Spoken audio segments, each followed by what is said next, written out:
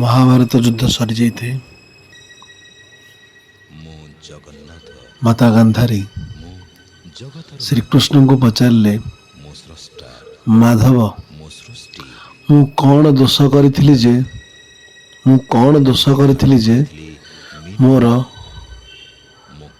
ବଂଶ ନିପାତ ହୋଇଗଲା। ମୋର ସମସ୍ତ ପୁତ୍ର ଯୁଦ୍ଧ କ୍ଷେତ୍ରରେ ପ୍ରାଣ ହରାଇଲେ। ଶ୍ରୀକୃଷ୍ଣ କଣ ଏହାର ଉତ୍ତର ଦେଲେ ଜାଣିଛନ୍ତି? ଶ୍ରୀକୃଷ୍ଣ କହିଲେ,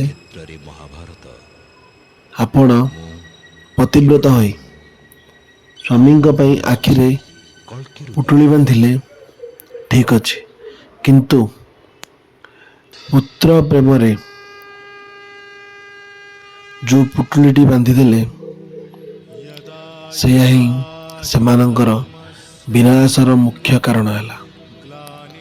ଠିକ୍ ସେହିପରି ଆଜିର ବାପା ମା ନିଜର ଛୁଆମାନଙ୍କର ପ୍ରେମରେ ଅନ୍ଧ ହୋଇ ସେମାନେ ତାଙ୍କର ସବୁ ଦୋଷ ଓ ଦୁର୍ବଳତାକୁ ଘୋଡ଼ାଇ ଚାଲିଛନ୍ତି।